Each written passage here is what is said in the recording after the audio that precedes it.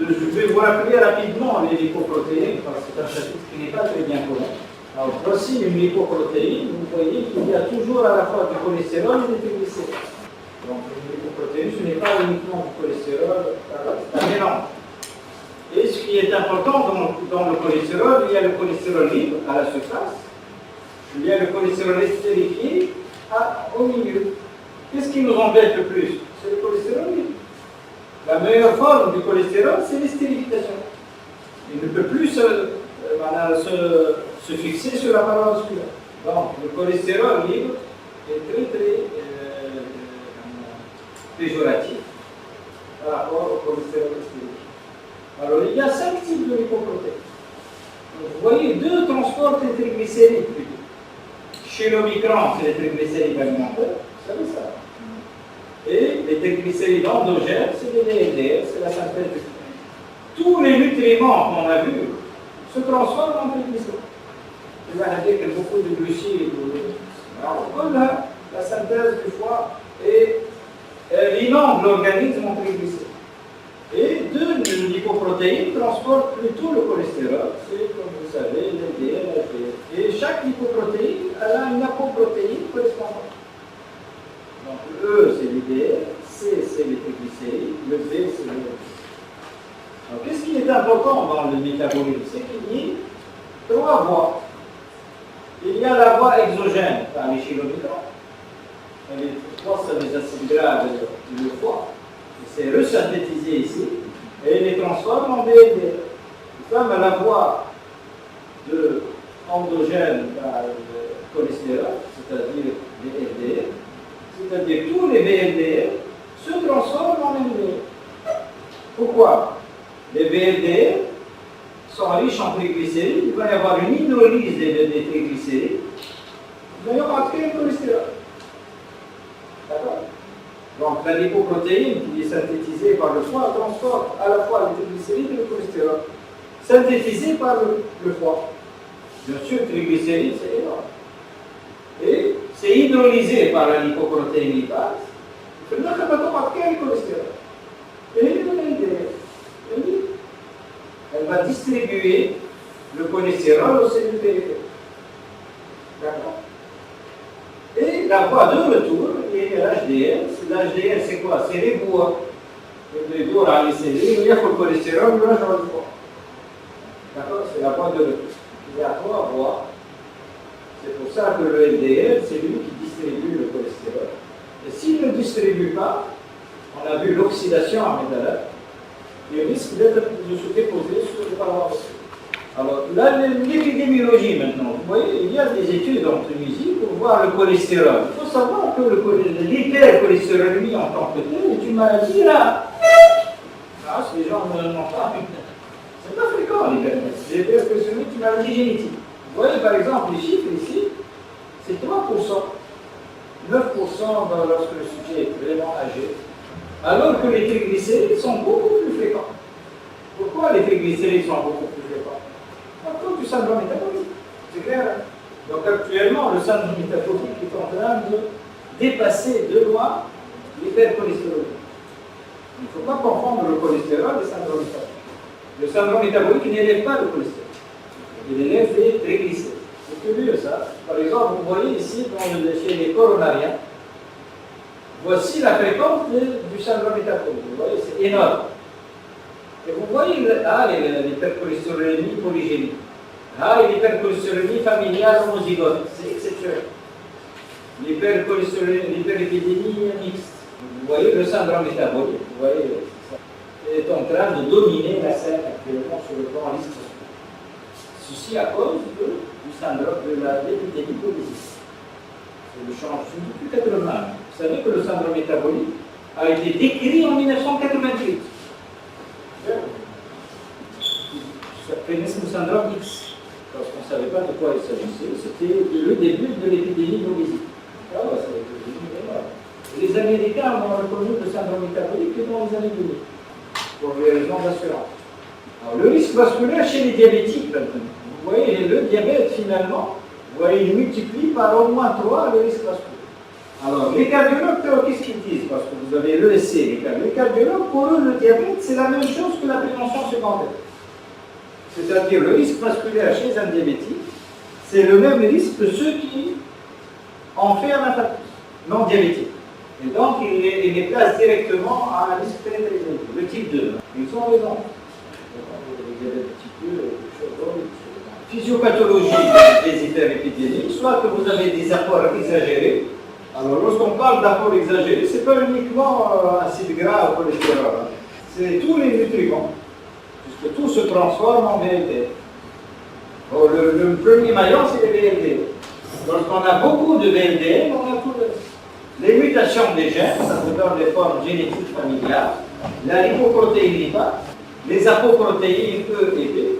Le récepteur des apoprotéines, le plus connu, c'est l'apoprotéine D, c'est l'hypercholestérolémie.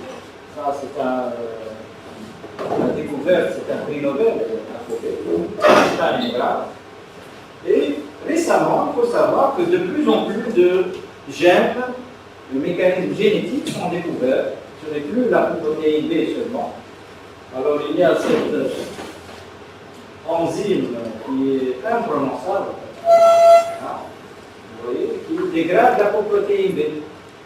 Donc, vous avez le récepteur de l'apoprotéine B, l'apoprotéine B elle-même et son métabolite qui peuvent élever le cholestérol. Les formes secondaires, vous avez les anomalies métaboliques, l'obésité, etc. La pathologie de l'insuline dans les deux sens, c'est-à-dire manque et résistance. Et je vais vous expliquer un peu pourquoi dans le syndrome métabolique, vous avez le syndrome lipidique. Alors, vous voyez cette filiation dont on a parlé. Vous voyez, le foie fabrique beaucoup de VLDL. Dans le VLDL, vous avez de grosses lipoprotéines où il y a à la fois des triglycérides et du cholestérol. Vous voyez ici, cholestérol estérifié. Et plus il va y avoir une hydrolyse des triglycérides, c'est-à-dire que les triglycérides s'appauvrissent et finalement le cholestérol seul. Vous avez compris? Non? C'est clair ici. Alors le problème, c'est la lipoprotéine lipase. La lipoprotéine lipase, elle est dépendante de l'insuline. Elle est sensible à l'insuline. Donc lorsqu'il y a une résistance à l'insuline, qu'est-ce qui va se passer? Il va y avoir une mauvaise hydrolyse des triglycérides. Donc il y a beaucoup de VLDL et l'hydrolyse ne se fait pas correctement. Qu'est-ce qui va se passer? Il va y avoir un échange entre les lipoprotéines. C'est les lipoprotéines et les HDL. Qu'est-ce qui va se passer? Un échange cholestérol-triglycérides. Le cholestérol du HDL passe dans les VLDL, dans les lipoprotéines, et les triglycérides qui ne sont pas hydrolysés passent dans les HDL. Je ne sais pas si c'est un peu compliqué, mais c'est quand même ça le mécanisme du syndrome métabolique. C'est-à-dire qu'il y a une perturbation du métabolisme, de l'hydrolyse des triglycérides, dépendant de la lipoprotéine. Et donc ici, qu'est-ce qu'on va avoir? On va avoir des lipoprotéines riches en cholestérol. N'est-ce pas? Ah.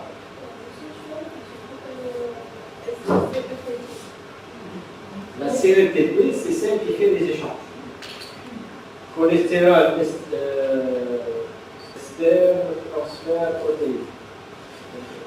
Donc, la CETP, c'est une enzyme très importante qui permet les échanges entre l'HDL et les autres lipoprotéines. D'accord? Un échange en cholestérol et en triglycérides. Et donc, cet échange va être favorisé, augmenté, lorsqu'il y a une résistance de la lipoprotéine. Donc ici, on va avoir des HDL pauvres en cholestérol, puisque le cholestérol est passé là. Et là, on va avoir des lipoprotéines riches en cholestérol. C'est clair? Nous nous ils vont se déposer, ils ne se déposent pas. C'est clair? Donc ici, ces lipoprotéines vont former les lipoprotéines du syndrome métabolique. Ce sont des lipoprotéines anormales, qu'on appelle petites et denses. Je m'en ai petite, c'est-à-dire leur volume, mais ce n'est pas un LDL, ce n'est pas des VLDL, c'est intermédiaire. Dense, riche en cholestérol. Et au contraire, les HDL vont être pauvres en cholestérol. C'est la baisse du HDL cholestérol. Lorsqu'on dit baisse du HDL cholestérol, ce n'est pas les HDL qui s'en va. C'est le cholestérol transporté par les HDL. Qu'on peut doser. Qui fait le syndrome métabolique. Donc là, lorsque vous avez un malade qui a des triglycérides élevés, s'il a un HDL normal, il n'a aucun risque. S'il a un HDL bas, il a un syndrome métabolique. Vous voyez l'importance de l'HDL bas. Vous voyez l'HDL bas, parce que ça traduit ce problème de transfert. Normalement, les HDL doivent être riches en cholestérol. Donc, l'échange, ils vont remplacer le cholestérol par les triglycérides. D'accord? Ah? HDL, c'est 1 minimum. 0,35 g. Ça, c'est le minimum. 1 minimum. Baisse du HDL à 0,8, 0,7. Il faut donner toute l'importance à ça lorsque vous voyez un bilan lipide. Les conséquences, vous avez les dépôts du cholestérol, ça se fait en sous-cutané, dans les parois vasculaires. Ou les triglycérides, ça entraîne ce qu'on a vu, la lipotoxicité. Qu'est-ce que c'est que la lipotoxicité? C'est le dépôt d'acide gras, des triglycérides, dans le tissu non adipeux. La place normale des triglycérides, c'est le tissu adipeux. Toutes les fois où il est ailleurs, il est toxique. On a prouvé que même la graisse qui entoure le cœur est toxique pour le cœur. Il y a des études qui ont vu la graisse qui est au niveau du cou, au niveau normalement. Donc, pancréas, ça donne pancréatite et le diabète de type 2. Le foie, ça donne la fameuse stéatose et stéatohépatite, qui est également une cause de cirrhose. Donc, les acides gras et les triglycérides, lorsqu'ils sortent dans des organes, ils perturbent l'organe, ils donnent un dégât de l'organe. Ce n'est pas uniquement le pancréas. Actuellement, la NASH, on l'appelle la stéatose métabolique. Elle est la première cause de cirrhose dans les pays occidentaux. Elle a dépassé pratiquement la cirrhose éthylique. Voici la plaque d'athérome. Pourquoi ces LDL petites et denses sont très graves?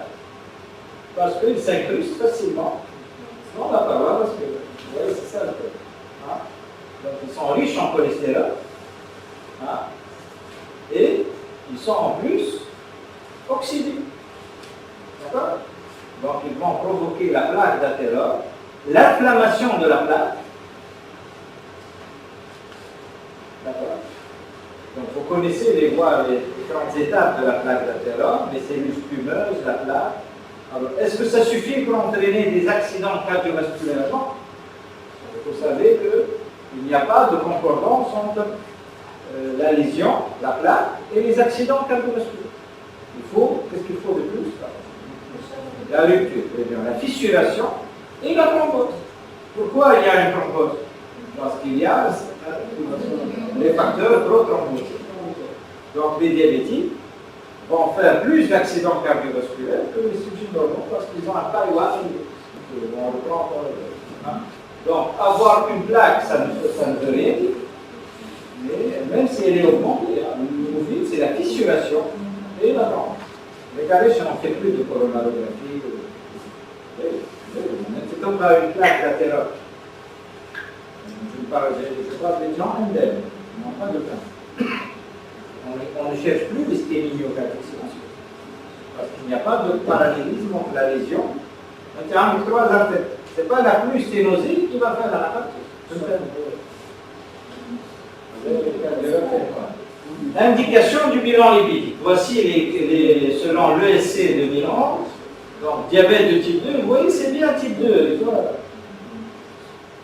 1, c'est totalement.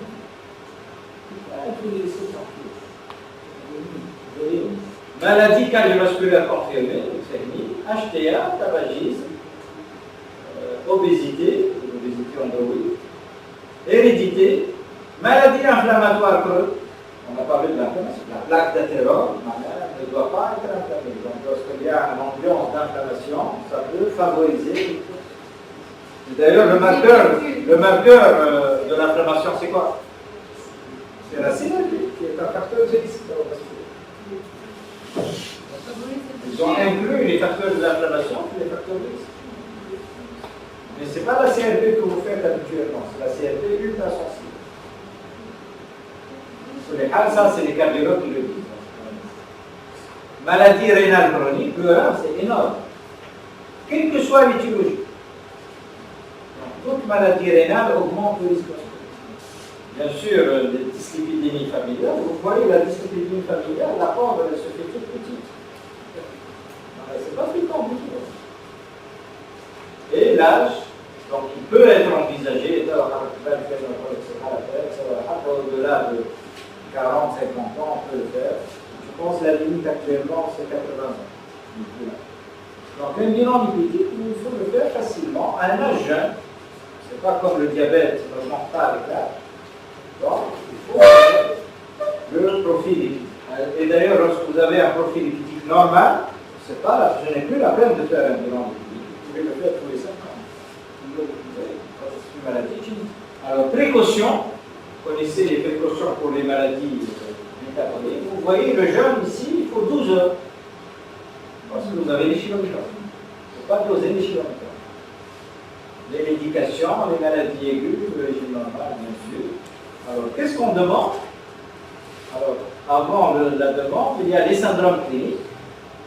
Alors, les syndromes, vous les connaissez, c'est les surcharges du cholestérol, l'exantome, le plus fréquent, c'est les tendines, tendons d'Achille en particulier, tous les tendons, tubéreux, c'est les tubérosités, le cou, le genou, l'exantome blanc, l'exantélasma, c'est les paupières, le génotoxon, c'est l'arc cornéen, et les dépôts vasculaires, c'est la part 4 vasculaire. Pour le pancréas, pour l'hyperglycémie, vous avez le pancréas, le foie, la splénomégalie, c'est plus rare, encore plus rare, l'exantome éruptif, c'est des éruptions cutanées postprandiales. Vous savez comment on fait la différence entre stéatose et NASH? Non? C'est la biologie. Le bilan est c'est une cytolyse, d'accord? C'est pas fréquent, c'est 5% de stéatose. C'est une maladie évolutive. Alors, qu'est-ce qu'on demande? Ce qu'on appelle l'exploration d'une anomalie lipidique, EAN. Cholestérol total, qu'est-ce que ça veut dire cholestérol total? C'est le cholestérol transporté à la fois par les LDL, qui ne veut rien dire. Ça n'a aucun intérêt. L'HDL, vous voyez ça, c'est très important, et les triglycérides. Les LDL ne sont pas dosés. Vous savez ça? Ils sont calculés. D'accord? Alors, vous trouvez des triglycérides élevés, qu'est-ce que vous faites? Ça peut être soit des VLDL, soit des chylomicrons. Donc on fait une décantation. Épreuve de décantation. À 4 degrés, 24 heures. Si c'est des chylomicrons, vous allez les trouver dans le surnageant. Si c'est des VLDL, c'est parce qu'ils sont plus lourds, ils vont être au milieu. Voici, c'est quoi ça? Vous voyez, c'est très rare, les chylomicrons. C'est une maladie exceptionnelle. Alors, les LDL, on le calcule. Voici la formule de Fredward. Donc, ici, vous voyez, donc on divise par 5 si c'est en grammes. 2,2 en millimètres. Donc, il faut enlever une petite fraction parce que dans le LDL, vous avez un peu de triglycérides. D'accord?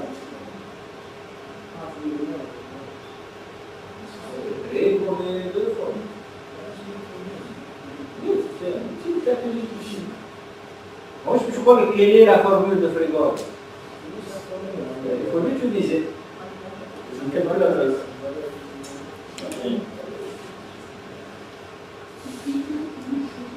On va classer l'hyperlipoprotéinie.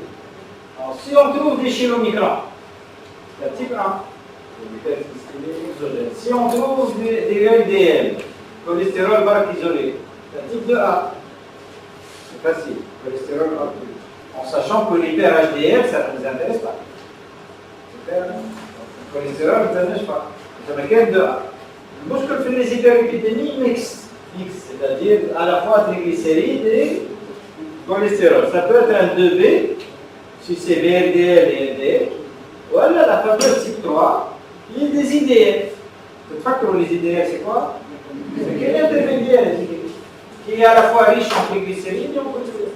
C'est une maladie d'ailleurs par à Goldstein. C'est la propreté de la propreté luttée n'est plus métabolisée. Sinon, les 4, c'est les triglycérides et LDL, ou 5, c'est le chylomicron et LDL. C'est un résumé. Alors, il y a l'autre classification, de ce programme, la classification du deux gènes, comme Ken Frederickson. Alors, comment la retenir? Par les triglycérides. Vous voyez, les triglycérides, c'est 1, 4 et 5. C'est clair? 1 plus 4 égale 5. 1, 2, cholestérol, c'est toujours de A, comme à de mesure. D'ailleurs, ils donnent le même phénotype, ils ont le même pronostic. Ils sont très saturés. Donc, je vais faire un mobilier de lipidogrammes. Lipidogramme. Lipidogramme, électrophorèse, c'est pas la peine. Ils ont le même pronostic. Le téléphone est la plus hétérogène, on va voir. 2B ou 3 sont très hétérogènes. 2A ont une forme génétique, homozygote, un petit peu de quantité de cholestérol. Homozygote, c'est la plus hétérogène. Homozygote, c'est exceptionnel. Homozygote, on a les deux parents toujours. Alors voici la 2A. 2A, c'est la plus connue, la plus célèbre. Ça marque pas le xanthomatose, vous voyez, c'était la clinique avant. Les xanthomes sont le plus souvent classiques, tendineux. Le sérum est clair, parce qu'il n'y a pas de triglycérides. Et élévation approuvée, LDL. Alors, sur le plan génétique, vous avez le type 1, le type 2 et le type 3. Le type 1 est le plus connu. C'est le gène du récepteur, vous voyez le récepteur là. Vous voyez, le LDL ne se fixe plus sur le récepteur hépatique. Et donc, il n'y a plus, il reste dans la paroi vasculaire. Alors, sur le plan génétique, homozygote, c'est 0 récepteur. C'est ça ce qu'a trouvé Goldstein. Il a fait des biopsies hépatiques, 0 récepteur. Hétérozygote, c'est 50% des récepteurs. Et polygénique, c'est 2%, 3%. Vous voyez l'épidémiologie, c'est une famille sur 1 million. On a plutôt, si on doit avoir plus familles. D'ailleurs, on en connaît 2. 2% hétérozygote. Polygénique, il est chacun à une étude. Polygénique, c'est ça va à 4%, 5%, 6%. Elle est vraiment très hétérogène. Le type 2, c'est l'ApoB elle-même qui est mutée. Au type 3, on a les enzymes de dégradation. Le type 1, c'est exceptionnel également. C'est également une famille sur 1 million. Ça, c'est très très rare. C'est une mutation du gène de la lipoprotéine du base. Voilà la poussée. Elle n'est pas hétérogène. Vous voyez, lorsque l'ADL n'est pas bas, il n'y a pas d'hétérogène.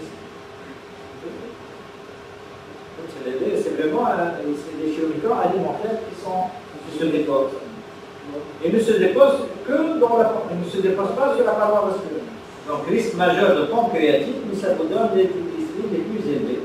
Le type 4, c'est la classique, c'est le syndrome métabolique, syndrome métabolique, avec association très fréquente, obésité, diabète, hyperglycémie. Type 4, et le syndrome métabolique, avec les fameux. Vous voyez, avec les questions. D'autres, comme le type 4, n'est pas hétérogène. Un syndrome métabolique, on est très hétérogène. Le type 5, c'est la fameuse forme avec l'alcool. C'est très classique comme le type 5. Vous voyez, il y a du glycéride ici, bien sûr. Le type 5 classique, c'est les malades obèses avec un syndrome métabolique ou le choc. Le cas là, c'est un afflux de chylomicron brutal chez un malade qui a une visite. Type 1 ou type 5, type 4. Justement, c'est la brutalité. Pas un de type 4, mais il y a un afflux massif de chylomicron apporté par l'alcool. C'est énorme. C'est la classique pancréatite, le travail bon vivant, après un festin arrosé. Le 2B, c'est l'hypercholestérolémie mixte. Le 2B, c'est très fréquent, vous voyez, c'est vraiment très fréquent. 2%, c'est des familles qui ont des phénotypes très variables. C'est ça l'enquête génétique. Donc, on va de triglycérides, on de cholestérol, et ça change, ça fluctue. Hein? C'est très déroutant pour les médecins. En fait, elle est très très hétérogène. Maintenant, il y a un triglycéride bas, mais dans sa famille, il y a une hyperlipidémie, c'est très hétérogène. Le type 3, c'est les ApoE qui sont mutés. Ça donne les classiques entames blancs, c'est très rare. Les hyperlipidémies secondaires, il faut toujours les rechercher. Et ça donne le même phénotype, par exemple le syndrome métabolique ou le diabète au type 4. Vous voyez, le LDL n'est pas élevé dans le diabète. Le syndrome métabolique n'élève pas le LDL. Il donne des anomalies qualitatives. C'est l'afflux de VLDL avec des modifications, c'est-à-dire LDL petite et dense et oxydé. Il y a l'hétérogénéité. Ce n'est pas la quantité. L'éthylisme, il y a des causes d'hypertriglycéridémie. Vous avez les syndromes métaboliques, diabète, type 1, type 2, l'alcool, le cortisol, corticothérapie, les oestrogestatifs, la trithérapie du sida. Parfois, je arrive sur les thérapies du sida. La trithérapie nécrose le tissu de la graisse sous-cutanée. Donc, elle favorise la graisse viscérale. Donc, elle transforme, il y a une redistribution des graisses. Le cholestérol ici, c'est surtout l'hypothyroïdie, le rein et le foie. D'accord? Syndrome néphrotique, transplantation. Alors, une fois que vous avez déterminé votre hyperlipidémie primitive, voilà secondaire, il faut évaluer le risque vasculaire. Ça, c'est un grand chantier. Alors, en général, on classe 4 catégories. Maladie cardiovasculaire avérée. C'est un mot-clé, je dis. Avérée. C'est-à-dire que le malade est déjà cardiaque. Confirmé. Par tous les moyens. Revascularisation, coronarographie. Ouais, l'insuffisance cardiaque. Et on intègre le rein. Ouais, le rein a une insuffisance cardiaque. Le diabète de type 2, les rapports. Donc, est-ce que le malade a une maladie cardiovasculaire? Est-ce qu'il est diabétique? Est-ce qu'il a des facteurs de risque? Classique et non classique. Le LDL supérieur à 1 gramme. C'est-à-dire un malade qui n'a rien, le LDL doit être inférieur à 1 gramme. C'est la classique hypercholestérolémie familiale. Pour un enfant, en tout cas, il y a facteur de risque. On commence à traiter à partir de 1 gramme. Alors, maladie cardiovasculaire avérée, ça soulève le problème de l'exploration cardiovasculaire. Quand est-ce qu'on fait une exploration cardiovasculaire? Vous savez qu'elle est plus systématique.